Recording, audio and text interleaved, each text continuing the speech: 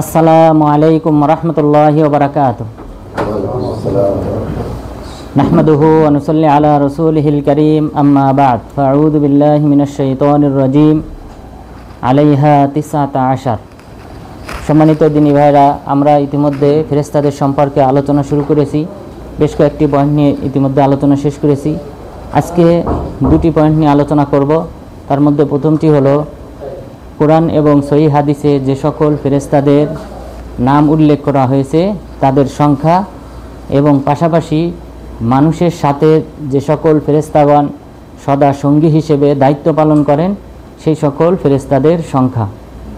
প্রথম যে পয়েন্ট, যে কোরআন এবং সহিহ হাদিসে যে সকল ফেরেশতাদের নাম উল্লেখ করা হয়েছে তাদের সংখ্যা হলো মোট 8 জন। পবিত্র কোরআনে 5 জন ফেরেশতার নাম উল্লেখ করা হয়েছে এবং হাদিসে 3 জনের নাম উল্লেখ করা হয়েছে। এই মোট 8 জন ফেরেশতার নাম উল্লেখ করা হয়েছে। তো এই 8 জন যাদের নাম উল্লেখ করা হয়েছে তাদের প্রতি বিশেষভাবে ঈমান আনতে হবে। যদি এই 8 জনের কোনো একজনকে যদি আমরা অস্বীকার করি, কোনো একজনের প্রতি যদি ঈমান না করা হয়, তাহলে সে ব্যক্তি কাফের হয়ে যাবে। যে সকল ফেরেশতাদের নাম উল্লেখ করা হয়েছে তাদের সম্পর্কে মহান রব্বুল আলামিন বলেন, মান কানা আদুওয়াল লিল্লাহি ওয়া মালাইকাতিহি ওয়া রুসুলিহি ওয়া জিবরিল ওয়া মিকাল ফা ইন্নাল্লাহা আদুউল লিল কাফিরিন। যে ব্যক্তি আল্লাহ তাআলার শত্রু হবে, ফেরেশতাদের শত্রু হবে, নবী রাসূলগণের শত্রু হবে এবং জিবরাইল এবং মিকাইল আলাইহিমাস সালাম তাদের শত্রু হবে, তার জেনে রাখা উচিত নিশ্চয়ই আল্লাহ তাআলা হলেন কাফেরদের শত্রু। অর্থাৎ যারা এই সকল ব্যক্তিদের, নবী রাসূলগণের অথবা ফেরেশতাদের, জিবরিল এবং মিকাইল কোনো একজনকে যদি কেউ অস্বীকার করে তাহলে সে কাফের হয়ে যাবে, আর আল্লাহ তাআলা হলেন এই সকল কাফেরদের শত্রু। এই আয়াত অবতীর্ণ হয়েছিল, যে হাদিসটি আমরা গত সপ্তাহে আলোচনা করেছিলাম, ওই হাদিসের প্রেক্ষিতেই এই আয়াতটি অবতীর্ণ হয়েছে। যে একদল ইহুদি রাসূল সাল্লাল্লাহু আলাইহি ওয়াসাল্লামের কাছে আসেন। তারা আসার পর কয়েকটি প্রশ্ন করে, উত্তর দেওয়ার পর তারা সর্বশেষ যে প্রশ্ন করে সেটা ছিল যে আপনার কাছে ওহী নিয়ে কে আসেন? তখন তিনি বললেন জিবরিল আলাইহিস সালাম ওহী নিয়ে আসেন। তখন তারা বলেছিল তিনি হলেন ধ্বংসযজ্ঞ, হত্যা, শাস্তি এইগুলা পৃথিবীতে নিয়ে আসেন।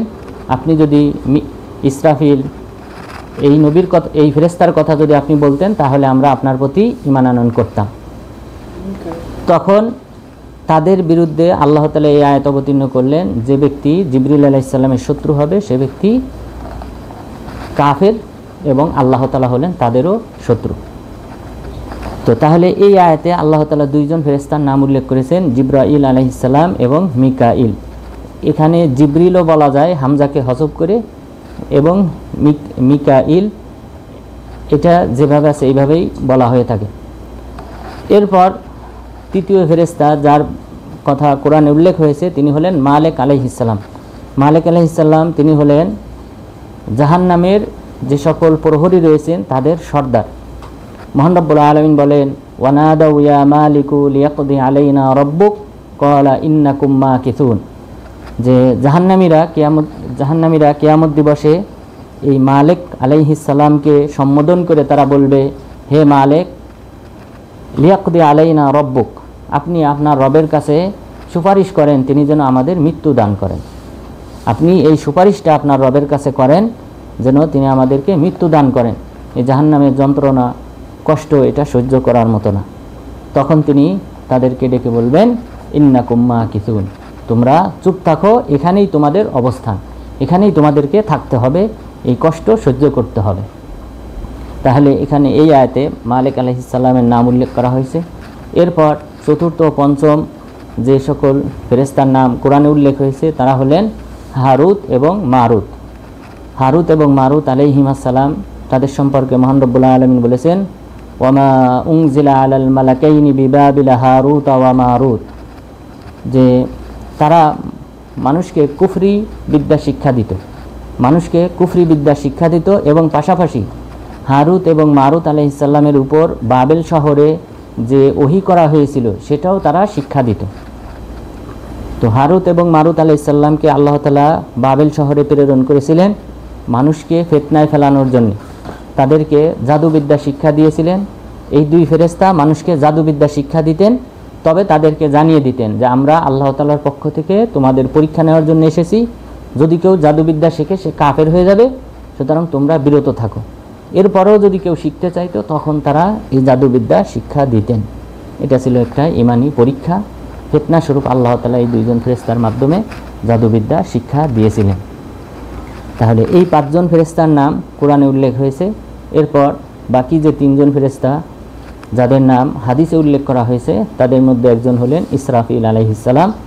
আয়েশা রাদিয়াল্লাহু আনহা তিনি বলেন, রাসূল সাল্লাল্লাহু আলাইহি ওয়াসাল্লাম যখন তাহাজ্জুদের সালাত আদায় করতেন, তাহাজ্জুদের সালাত যখন তিনি আদায় করতেন তখন তিনি সানা হিসেবে, তাকবীরে তাহরিমার পরে সানা হিসেবে তিনি যে দোয়াটা পাঠ করতেন সেখানে তিনি বলতেন, আল্লাহুম্মা রব্বা জিবরাইল ওয়া মিকাইল ওয়া ইসরাফিল ফাতিরাস সামাওয়াতি ওয়াল আরদ আলিমাল গায়বি ওয়াশ শাহাদা, যে হে জিবরাইল, মিকাইল এবং ইসরাফিল আলাইহিমুস সালাম এর রব, আলিমাল গায়বি ওয়াশ শাহাদা যিনি দৃশ্য অদৃশ্যের সব কিছু খবর রাখেন, ফাতিরাস সামাওয়াতি ওয়াল আরদ আসমান জমিনের যিনি সৃষ্টিকর্তা। এরপরে তিনি দোয়াটা পাঠ করতেন যে হে আল্লাহ, তুমি আমাকে সঠিক পথের সন্ধান দান করো, যেসব বিষয়ে মানুষ ইখতিলাফ করে, মতনৈক্য করে, সেই ক্ষেত্রে আমাকে সঠিকটা জানার তৌফিক দান করো। তো এখানে এই 3 জন ফেরেশতার নাম একসাথে উল্লেখ করা হয়েছে। অতিরিক্ত হিসেবে ইসরাফিল আলাইহিস সালামের নাম এই হাদিসে উল্লেখ করা হয়েছে। এরপর 7ম এবং 8ম যে 2 জন ফেরেশতার নাম কোরআন এবং হাদিসে উল্লেখ হয়েছে তারা হলেন মুনকার এবং নাকির। রাসূল সাল্লাল্লাহু আলাইহি ওয়াসাল্লাম বলেছেন, ইদা কুবিরাল মাইয়িত আতাহু মালাকান আসওয়াদান আজরাকান, যখন কোনো ব্যক্তিকে কবরস্থ করা হয় তখন 2 জন কালো নীল বর্ণের ফেরেশতা আগমন করেন। কালো নীল বর্ণের 2 জন ফেরেশতা আগমন করেন।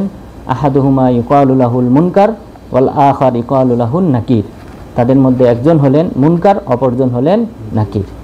তাহলে এই হাদিসে 2 জন ফেরেশতার, যেই ফেরেশতারা কবরে মানুষকে 4টি প্রশ্ন করেন, সেই 4টি প্রশ্নকারী 2 জন ফেরেশতা তারা নীল বর্ণের এবং কালো বর্ণের হবেন এবং তারা এসে এই 4টি প্রশ্ন করবেন যে মার রব্বুক, তোমার রবকে, ওমা দিনুক, তোমার ধর্ম কী ছিল, ওমান নাবিয়ুক, তোমার নবীকে।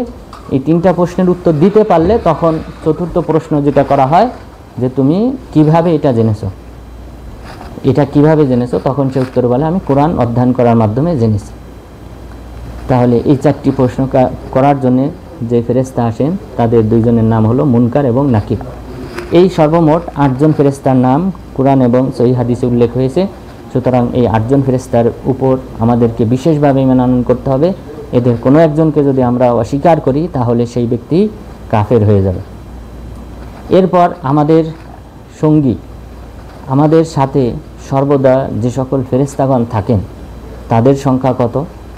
তারা সাধারণত মোট 8 জন, দিন এবং রাতে মিলে দিনে 4 জন, রাতে 4 জন, এইভাবে মোট 8 জন ফেরেশতা আমাদের সাথে রয়েছেন সর্বদা। আর তার পূর্বে, আমাদের সৃষ্টির পূর্বে মাতৃগর্ভে আরেকজন ফেরেশতা তিনি দায়িত্ব পালন করেন। এরপর মৃত্যুর পর আমাদেরকে যখন উঠানো হবে তখনও আমাদের সাথে আবার 2 জন ফেরেশতা থাকবেন।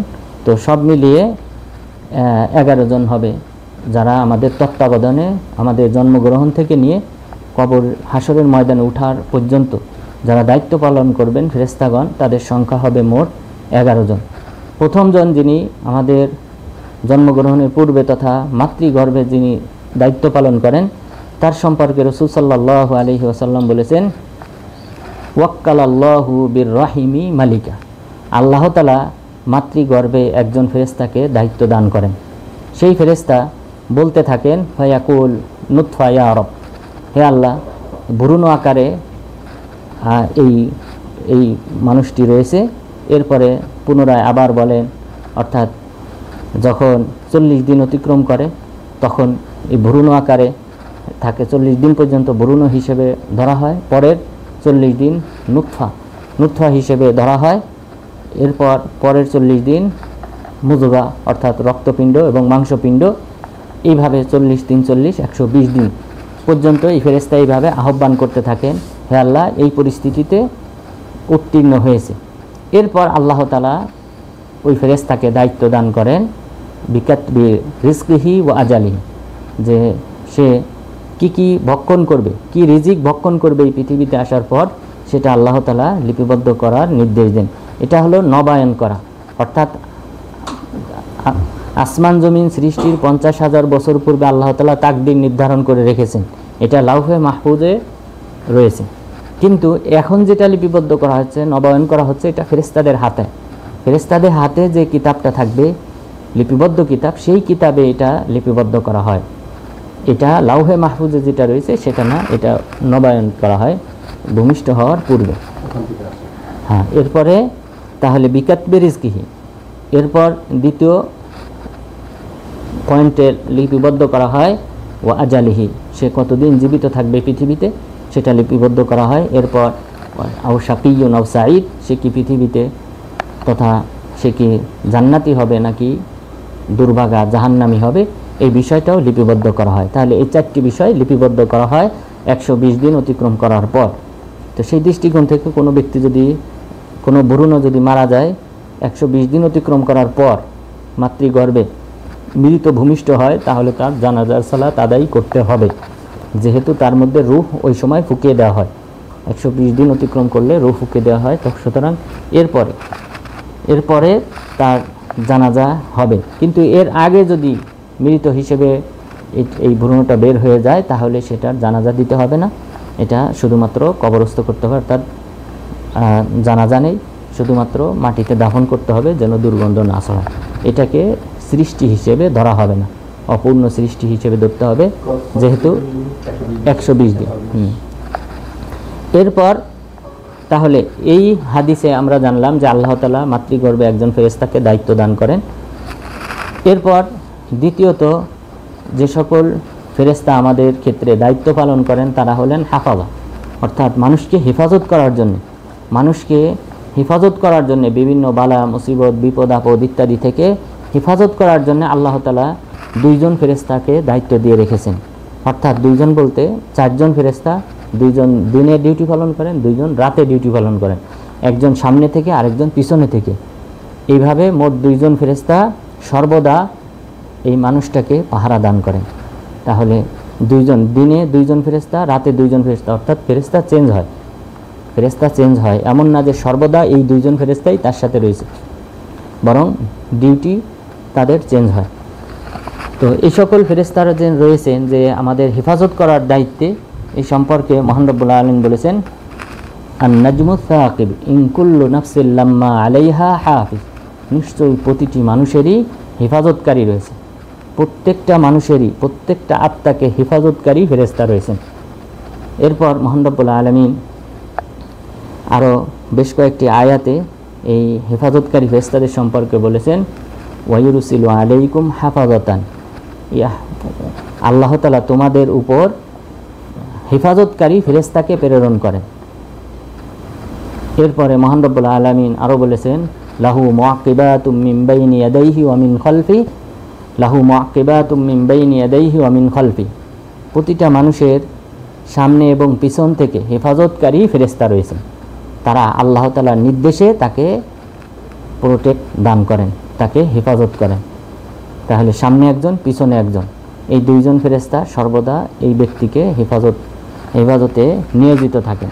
আলী বিন আবি তালেব রাদিয়াল্লাহু আনহুকে যখন বলা হলো যে ইন্না রিজালাম মিন বানি মুরাদ ইউরিদুনা কতলাক, যে বানু মুরাদ গোত্রের কিছু মানুষ আপনাকে হত্যা করার পরিকল্পনা করেছে, তখন আলী বিন আবি তালেব রাদিয়াল্লাহু আনহু তিনি বলেছিলেন ইন্না মা কুল্লি রাজুলিন মালাকাইনি ইয়াহফাজানিহি মা লাম ইউকাদ্দার, যে নিশ্চয়ই প্রতিটি মানুষের সাথে 2 জন করে ফেরেশতা রয়েছেন, এই ফেরেশতা তাকে হেফাজত করেন যতক্ষণ পর্যন্ত না তাকদীর তার উপর বিজয় লাভ করে। অর্থাৎ তাকদীরে যদি লেখা না থাকে, অন্যান্য হাজার মানুষ, পুরা জিনজাতি মানব জাতি সকলে মিলেও যদি তার সাথে ষড়যন্ত্র করে, চক্রান্ত করে, তাকে হত্যা করার প্রচেষ্টা করে, সেটা বিফলে যায়। এই সকল ফেরেশতাগণ তাকে বাধা প্রদান করে। এই 2 জন হেফাজতকারী ফেরেশতা রয়েছেন, তারা বাধা প্রদান করেন মা লাম ইউকাদ্দার, যতক্ষণ পর্যন্ত তাকদীরে নির্ধারণ করা হয়। যখন তাকদীরে নির্ধারণ করা হয় তখন ইয়াতাখাল্লায়া বাইনাহু ওয়া বাইনাহু, আল্লাহ তাআলা তাকদিরে যা নির্ধারণ করেছেন সেই ফয়সালা বাস্তবায়িত হওয়ার জন্য এই ফেরেশতাগণ দূরে সরে যায়। তাহলে আমরা কোনো আঘাতপ্রাপ্ত হলে, কোনো দুঃখ দুর্দশায় পতিত হলে বুঝতে হবে এটা তাকদিরে লিপিবদ্ধ করা ছিল, এই কারণে সংগঠিত হয়েছে। না হলে ফেরেশতাগণ এটাকে হেফাজত করতেন, দূরে সরিয়ে দিতেন। এবং বিভিন্ন সময় দেখা যায় বিভিন্ন অ্যাক্সিডেন্ট থেকে লোকটা বেঁচে থাকার কথা না, গাড়ি একদম ধ্বংস হয়ে গেছে, কিন্তু লোকটা নিরাপদে বেরিয়ে আসছে। তো এই যে বিভিন্ন কিছু ঘটে, এটা এই ব্যক্তির তাকদিরে আল্লাহ তাআলা মৃত্যু লিখে রাখেন নাই, এই কারণে ফেরেশতাগণ নিরাপদে তাকে ওখান থেকে বের করে নিয়ে আসেন, তাকে হেফাজত করেন। আলী রাদিয়াল্লাহু আনহুকে যখন হুমকি দেওয়া হলো, তখন তিনি এই কথা বললেন যে 2 জন ফেরেশতা রয়েছেন, তারা হেফাজত করেন তাকদিরে যদি থাকে। এরপরে তিনি বললেন ওয়াল আজালু হাসিনাতুন মানিয়া, আর মানুষের মৃত্যু, তাকদির, মানুষের এই মৃত্যুটা এটা হলো হাসিনাতুন মানিয়া, সুরক্ষিত দুর্গ। অর্থাৎ মৃত্যু যদি এটা লিপিবদ্ধ করা হয় তাহলে সেটা কিন্তু বাস্তবায়িত হয়। আর মৃত্যু যদি লিপিবদ্ধ না থাকে তাহলে যতই বালা মুসিবত আসুক সেটা কিন্তু এই ব্যক্তির উপর পতিত হবে না। এটা দুর্গের মতো কাজ করে, যেহেতু তার তাকদিরে মৃত্যুটা লেখা হয় নাই, সুতরাং সে কোনো না কোনোভাবে পার পাবে। তাহলে এবং পরবর্তীতে দেখা যায় আলী রাদিয়াল্লাহু আনহুকে কিন্তু যে ব্যক্তি হত্যা করেছিল আব্দুর রহমান বিন মুলজিম, সে কিন্তু এই বানু মুরাদ গোত্রের লোক ছিল। এই বানু মুরাদ গোত্রের লোক, সেই কিন্তু আলী রাদিয়াল্লাহু আনহুকে হত্যা করেছিল। তাহলে এই আয়াতে আমরা জানলাম, আয়াত এবং এই আলী রাদিয়াল্লাহু আনহুর উক্তি থেকে, যে প্রত্যেক ব্যক্তির সামনে থেকে এবং পিছন থেকে 2 জন ফেরেশতা তাকে হেফাজত প্রদান করেন, তাকে সুরক্ষা প্রদান করেন। এরপর আমাদের সাথে আমাদের আমলনামা লিপিবদ্ধ করার জন্যে 2 জন ফেরেশতা নিয়োজিত রয়েছে। 2 জন ফেরেশতা আমাদের আমলনামা লিপিবদ্ধ করেন, একজন ডান পাশে আর একজন বাম পাশে থাকেন। তারা আমাদের আমলনামা লিপিবদ্ধ করেন। যিনি ডান পাশে থাকেন তিনি ভালো আমল লিপিবদ্ধ করেন, যিনি বাম পাশে থাকেন তিনি খারাপ আমল লিপিবদ্ধ করেন। তো এদের ব্যাপারেও কোরআনে অনেকগুলি আয়াত অবতীর্ণ হয়েছে। কিরামান কাতিবিন ইয়ালামুনা মা তাফআলুন, সম্মানিত লেখকবৃন্দ তারা জানেন তোমরা যা আমল করো। অর্থাৎ সম্মানিত লেখকবৃন্দ বলতে এখানে ফেরেশতাদের কথা বলা হয়েছে, 2 জন ফেরেশতার কথা বলা হয়েছে। আর 2 জন ফেরেশতা যে ডানে বামে রয়েছেন এই সম্পর্কে মহান রব্বুল আলামিন অপর আয়াতে উল্লেখ করেছেন, ইয ইয়াতালাক্কাল মুতালাক্কিয়ানি আনিল ইয়ামিনি ওয়া আনিশ শিমালি কঈদ মা ইয়ালফিযু মিন কওলিন ইল্লা লাদাইহি রাকীবুন আতীদ। যে যখনই কোনো কথা, কোনো কিছুই কোনো ব্যক্তি উক্তি করে, পেশ করে, তখনই একজন ডান পাশ থেকে আরেকজন বাম পাশ থেকে তার এই উক্তিটা এটা লিপিবদ্ধ করেন। এবং তারা হলেন আতীদ বলা হয়েছে যে তারা হলেন নিরাপদ, অর্থাৎ তারা খেয়ানত করবেন না, আমানতদার। আপনি যে ধরনেরই কথা বলবেন, ভালো কথা হলে সেটাও তারা লিপিবদ্ধ করবেন, অন্যায় অশ্লীল কথা বললে সেটাও তারা লিপিবদ্ধ করবেন। আপনার উপর কোনো প্রকার তারা জুলুম করবেন না। এমন ফেরেশতা 2 জনকে আল্লাহ তাআলা দায়িত্ব দিয়ে রেখেছেন, যারা আমাদের ডান পাশ এবং বাম পাশ থেকে আমলনামা লিপিবদ্ধ করেন। এরপর আমাদের ডান পাশ এবং বাম পাশ থেকে যে 2 জন ফেরেশতা লিপিবদ্ধ করেন, যদি কোনো ভালো আমলের চিন্তা করে কোনো ব্যক্তি, তখন সেটা সাথে সাথেই লিপিবদ্ধ হয়। কিন্তু কোনো খারাপ আমল যদি কোনো ব্যক্তি করে, খারাপ চিন্তা করে, সেটা কিন্তু সাথে সাথে লিপিবদ্ধ করা হয় না। এই বাম পাশে যিনি রয়েছেন তিনি এটা 6 ঘন্টা পর্যন্ত বিরত থাকেন। এর মধ্যে যদি কোনো ব্যক্তি তওবা করে, আল্লাহর কাছে ক্ষমা চায়, অনুতপ্ত হয়, তাহলে তিনি আর এই আমলটা লিপিবদ্ধ করেন না। রাসূল সাল্লাল্লাহু আলাইহি ওয়াসাল্লাম বলেছেন, ইন্না সাহিবাশ শিমালি ইয়ারফাউল কলামা 6 সাআতিন আনিল আবদিল মুসলিমিল মুখতি। যে যিনি বাম পাশে রয়েছেন তিনি তার কলমটাকে তুলে রাখেন 6 ঘন্টা পর্যন্ত। যদি কোনো বান্দা পাপ করে, যদি কোনো মুসলিম বান্দা পাপ করে, তাহলে তার থেকে কলমটা তিনি 6 ঘন্টা পর্যন্ত তুলে রাখেন, লিপিবদ্ধ করেন না।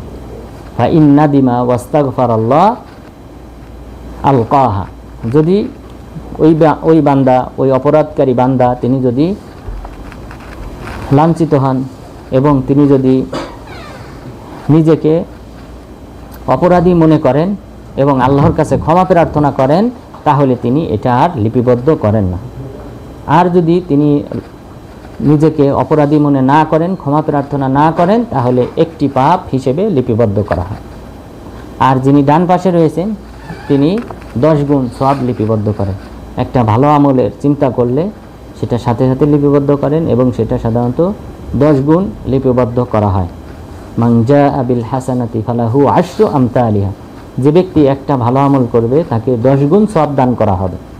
এটা আল্লাহ তাআলার একটা বিশেষ রহমত যে আল্লাহ তাআলা আমরা একটা ভালো আমল করলে 10 গুণ সওয়াব দেবেন, কিন্তু বিপরীতে অন্যায় কাজ করলে সেখানে কিন্তু একটাই অপরাধ লেখা হবে, সেখানে কিন্তু 10 গুণ অপরাধ লেখা হবে না। এটা আল্লাহ তাআলার রহমতের অন্যতম একটা দৃষ্টান্ত। তো সুতরাং এই দলিলগুলি থেকে আমরা জানলাম যে আমাদের প্রত্যেকের সাথেই 2 জন ফেরেশতা রয়েছেন, একজন ডান পাশে আর একজন বাম পাশে, তারা আমাদের আমলনামা লিপিবদ্ধ করেন। আর আমাদের এই ফেরেশতাদের সম্পর্কে এই সুদীর্ঘ আলোচনার পিছনে মূল যে উপকারিতা সেটা হলো আজকের আলোচনা, যে কেন আমরা ফেরেশতাদের প্রতি ঈমান আনয়ন করব।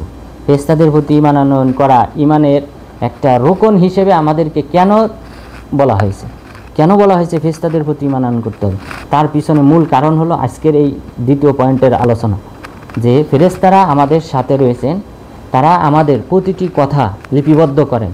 আমরা যদি ভালো আমল করি সেটাও আমাদেরকে আমরা উৎফুল্লতার সাথে করব, যে আমাদের এই সওয়াব কখনোই কমতি হবে না।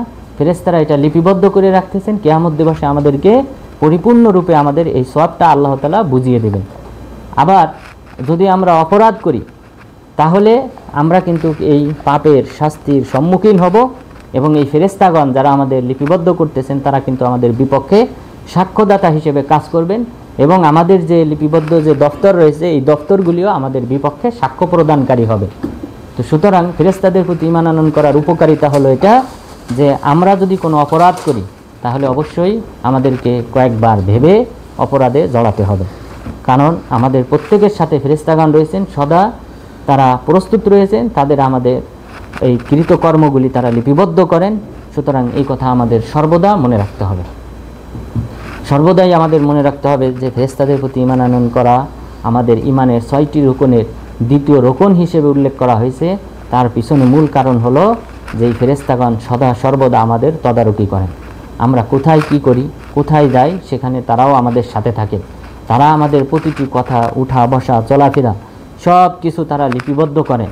সুতরাং তারা আমাদের পক্ষে এবং বিপক্ষের সাক্ষী, তারা যেমন আমাদের শত্রু পাশাপাশি আমাদের বন্ধু।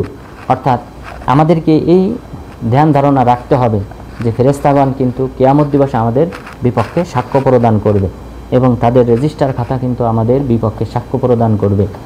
এই কারণে অপর যে আয়াতে মহান রব্বুল আলামিন বলেছেন, কুল্লু নাফসিন মা হাসাইকু ওয়া শাহিদ, যে কিয়ামত দিবসে প্রত্যেকটা ব্যক্তির সাথে একজন যিনি হাঁকিয়ে নেবেন হাসরের ময়দানে, যখন তাকে কবর থেকে উঠানো হবে তখন থেকে নিয়ে হাসরের ময়দানে হাঁকিয়ে নিয়ে যাবেন একজন ফেরেশতা, এবং শাহিদ একজন তার বিপক্ষে এবং পক্ষে সাক্ষ্যদাতা একজন ফেরেশতা থাকবেন। সুতরাং এই 2 জন, এই মিলে আমাদের মোট 11 জন ফেরেশতা, অর্থাৎ মাতৃগর্ভে একজন ফেরেশতা দায়িত্ব পালন করেন। এরপর আমাদের হেফাজতকারী ফেরেশতা রয়েছেন 2 জন, দিনে 2 জন ডিউটি পালন করেন, রাতে 2 জন পালন করেন। এই হলেন মোট 4 জন হেফাজতকারী ফেরেশতা, এবং আমাদের আমলনামা লিপিবদ্ধকারী ফেরেশতা হলেন 4 জন, রাতে 2 জন, দিনে 2 জন। এবং রাত দিনে এইভাবে পার্থক্য করার পিছনে দলিল হলো রাসূল সাল্লাল্লাহু আলাইহি ওয়াসাল্লাম বলেছেন, ইয়াতাআকাবুনা ফীকুম মালাইকাতুম বিল-লাইল ওয়া মালাইকাতুম বিন-নাহার, যে তোমাদের মাঝে দায়িত্ব পালন করেন ফেরেশতাগণ দিনে এবং রাতে। আর যারা রাতে ডিউটি করবেন তারা কিন্তু আসরের সালাতের সময় তারা আসেন, পৃথিবীতে আসেন আসরের সময়, আসর থেকে নিয়ে ফজর পর্যন্ত তারা ডিউটি পালন করেন। এরপর যারা দিনে ডিউটি পালন করবেন তারা ফজরের সময় আসেন, তাদের সাথে সাক্ষাৎ হয়। তো এই যে তাহলে ফেরেশতাগণ এইভাবে ডিউটি পালন করেন। সুতরাং এটার ভিত্তিতেই হাসান আল বাসরি রাহিমাহুল্লাহ তিনি এইভাবে বিভক্ত করেছেন ফেরেশতাদেরকে।